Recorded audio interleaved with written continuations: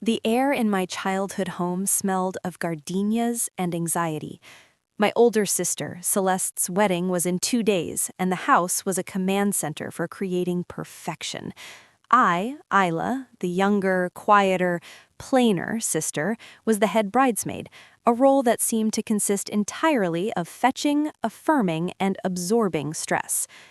Isla, the peonies are the wrong shade of blush. They look salmon. Salmon! Celeste shrieked from the top of the staircase, her voice the familiar soundtrack of my life. Call the florist, now, and for God's sake, stand up straight. You're slouching in your own shadow. I murmured an assent, my spine automatically stiffening. I was used to being the background to her brilliance. Where Celeste was a vibrant, demanding sunflower, I was the forget-me-not. Pleasant, forgettable. Our parents adored her fire. They appreciated my calm. It was an unspoken family contract. My task that afternoon was to retrieve Celeste's something old from her old bedroom, our grandmother's pearl pendant. As I rummaged through her meticulously organized jewelry box in the room that was now a shrine to her achievements, I found nothing. In frustration, I pulled open the bottom drawer of her antique dresser, a place she'd declared off-limits since we were teens. No pearls, but my fingers brushed against something soft and leather-bound, tucked beneath a stack of old cashmere sweaters. I pulled it out. It was a diary. A small, lockable one, though the lock was broken. The cover was embossed with her name in fading gold, Celeste. A lifetime of being the good girl, the rule follower, warred with a sudden, desperate curiosity. This was her sanctuary. I'd never violated it, but a strange pull, a premonition of something hidden, made my hands tremble. I sat on the edge of her perfect white duvet and opened it. The entries began when we were teenagers. The early ones were predictable: crushes, gossip, dreams of fame. Then, the year I turned 15, the tone changed. Mom and Dad are so disappointed. Isla got the lead in the school play. Again. Dad actually said, "Our little star," at dinner, over that ridiculous community theater nonsense. I had a 4.0 and won the state debate tournament, and all they could talk about was her natural presence. Natural awkwardness, more like. I have to work for every scrap of attention. She just exists and gets it. A cold knot formed in my stomach. I read on. Strategy. If I can't outshine her, I'll dim her light. Told Mom I saw Isla smoking behind the bleachers. She wasn't, but Mom believes me. Got her grounded during opening night. She had to drop out. The understudy was terrible. Now they remember the play as a flop, not her triumph. Good. My breath hitched. I remembered that. The devastating phone call from the director. My mother's cold disappointment. The lie I couldn't disprove. I turned the pages, each one a calculated strike I'd never seen coming. Suggested to Dad that Isla's art major was a wasteful hobby, pushed business admin. He agreed. Now she's stuck in that miserable office job. Safer, less competition. Told Aaron, that guy she liked from college, that she had a history of being clingy and erratic. He stopped calling. She cried for a week. A necessary casualty. The entries were a ledger of my life's derailments, each credited to my sister's covert operations, my failed relationships, my abandoned passions, my shrinking sense of self. They weren't accidents or my own inadequacy. They were a campaign. The final entry was dated 6 months ago, the night of her engagement to William, a kind-hearted, wealthy cardiologist. It's done. William proposed. Perfect. He's respectable, connected, rich. Isla is dating that nice but penniless teacher. No threat there. Finally, I have unequivocally won. At the wedding, she'll stand beside me in a dress I picked, that unflattering pink sack, and everyone will see the difference, the vibrant bride and her faded, spintrish sister. The narrative will be complete. I can finally stop worrying. She's been successfully contained. Successfully contained. The words burned into my soul. I sat there, the diary a dead weight in my lap, as 20 years of my life reconfigured itself. the constant subtle criticism that eroded my confidence, the helpful advice that steered me away from my dreams, the warm, public sisterly affection that masked private sabotage, it all made a horrifying, coherent sense. I wasn't plain, I was purposefully dimmed. I wasn't unlucky in love, I was strategically isolated. I wasn't the quiet sister, I was the silenced one. A tear fell, smudging the ink of her cruel triumph. The hurt was a physical pain, a cracking open of my ribs, but beneath it something else stirred, a cold, clear fury, and a resolve as hard as diamond. She wanted a narrative, I'd give her one. I carefully replaced the diary, found the pearls, and walked downstairs. Celeste was on the phone, berating the caterer. She glanced at me, at the pearls in my hand. "Took you long enough. You look pale. Don't get sick before Saturday." I smiled then, a new smile. It didn't reach my eyes. "Don't worry, Celeste," I said, my voice eerily calm. "I've never felt more clear-headed in my life." The rehearsal dinner was tomorrow night. Speeches were expected. The country club ballroom shimmered under the light of 1,000 crystals. The rehearsal dinner was in full swing, a preview of the wedding's opulence. I sat at the long head table, wearing the blush-pink bridesmaid dress Celeste had chosen, a color that did indeed wash me out. She was radiant in ivory silk, holding court, her laughter like bells. William gazed at her with adoration. Our parents beamed. My heart was a drum of cold, steady rhythm in my chest. The diary was in my small beaded clutch, its presence like a live wire against my leg. The time for speeches came. The best man, William's brother, gave a funny, charming talk. My father stood, praising Celeste's drive and beauty, giving me a kind, passing nod. "And Isla, our steady rock," he said. The contrast was unintentional, but stark. Then it was the maid of honor's turn. My turn. Celeste gave me a patronizing, expectant smile. "Go on," it said. "Say something sweet and simple." A hush fell over the room of 150 guests. Family, friends, William's prestigious colleagues. I stood. I didn't touch my champagne glass. I walked slowly to the center of the dance floor, turning to face the head table, my back to most of the crowd. I wanted to see her face. "Good evening," I began, my voice quiet but clear, amplified by the microphone.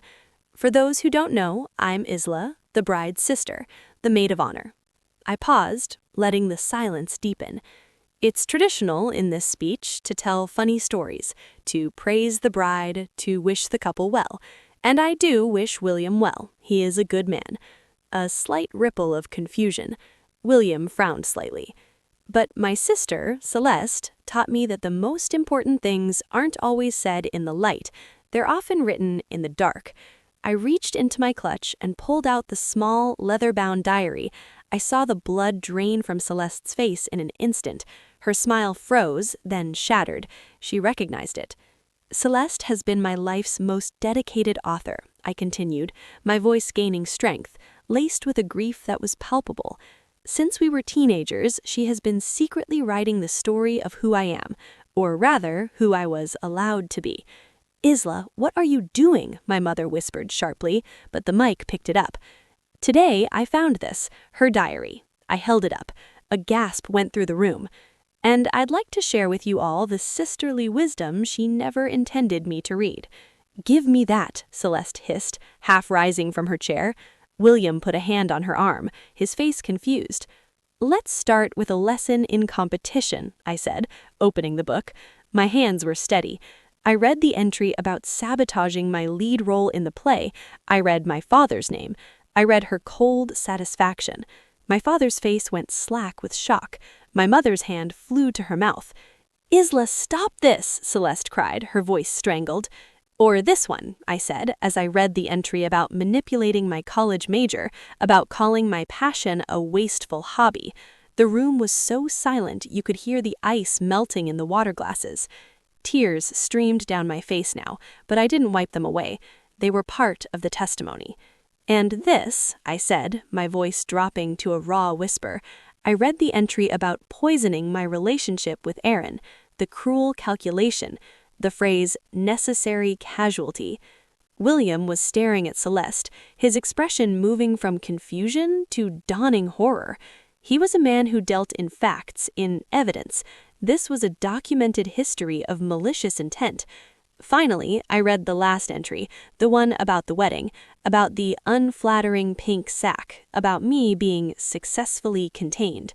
The words, her own words, hung in the opulent air, stripping her of every pretense. I closed the diary. I looked directly at my sister, who was now as pale as her dress, trembling with rage and terror. "You wanted a narrative, Celeste," I said, my voice finally firm, final. "Here it is. You are not my vibrant, successful sister. You are a thief. You stole my confidence, my opportunities, my joy. You tried to shrink my life to make yours look bigger. But this," I held up the diary, "this is the only thing you successfully contained, the truth, and now it's free." I turned to William, my eyes full of pity. "I seem like a good man. I hope you find real happiness." Then I looked at my shell-shocked parents. "I love you, but I won't live in this story anymore." I placed the diary carefully on the edge of the head table, right next to Celeste's untouched wedding planner. Then I turned and walked out of the ballroom. I didn't run. I walked with the dignity of someone who has just reclaimed her own name. The silence I left behind was not peaceful. It was the sound of a perfect world exploding. I didn't go home. I went to my apartment, the small, sunlit place I'd chosen despite Celeste's sneers about the neighborhood. I turned off my phone. I took off the pink dress, balled it up, and put it in the trash. I put on my own clothes, soft cotton and denim, and made a cup of tea. My hands were steady. My soul was quiet, scoured clean by the fire of truth. I knew the chaos I'd left behind would be epic.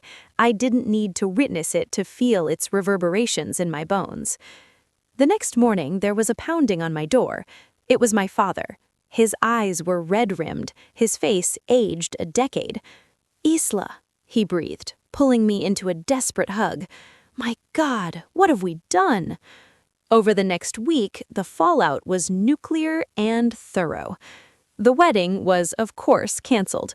William had returned the ring and severed all ties, telling my parents via a terse legal letter that he could not align himself with a family capable of such sustained, documented cruelty.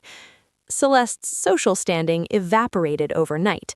The story, fueled by shocked guests and a few leaked pages, became a whispered scandal in our city's circles. My parents, after the initial wave of anger and denial toward me for the public humiliation, had sat down together and read the diary from cover to cover. It broke them. The scales fell from their eyes. They saw not just Celeste's manipulations, but their own complicity, their preference for her noise over my quiet, their willingness to believe her narratives about me. They came to me, not with excuses, but with abject, weeping apologies. It was the hardest conversation of my life, but also the beginning of a new, more honest relationship. Celeste? She raged. She blamed me for ruining her life. She sent furious, rambling texts, then pleading ones, then finally a single, cold message. "You win. Are you happy now?" I didn't reply. Winning wasn't the point. Freedom was. The real miracle began in the following months. It was slow, like a plant finally seeing the sun. First, I quit the office job Celeste had championed. I enrolled in night classes for graphic design, a passion I'd buried in high school. My parents, tentatively, offered to help with the tuition. Then I reached out to Aaron, the college boyfriend. I told him the truth, sending him a photo of the relevant diary page. He called me, his voice full of stunned understanding. We didn't rekindle a romance. Too much time had passed, but we found closure and a gentle friendship. The ghost of that heartbreak was laid to rest. The most profound change was within. The constant nagging voice of self-doubt, the one that sounded suspiciously like Celeste, began to fade. In its place grew a quieter, firmer voice, my own. I started painting again. I reconnected with old friends I'd drifted from under Celeste's subtle influence. I even went on a few dates, feeling nervous but genuinely seen for the first time. A year later, I was preparing for my first small art show. As I hung my paintings, vibrant, bold landscapes full of light and shadow, my phone buzzed. It was an unknown number. A text. "It's William. I heard about your show. I'd like to come if that's okay. No expectations. I just wanted to see the art of the brave woman I should have gotten to know." My heart stuttered.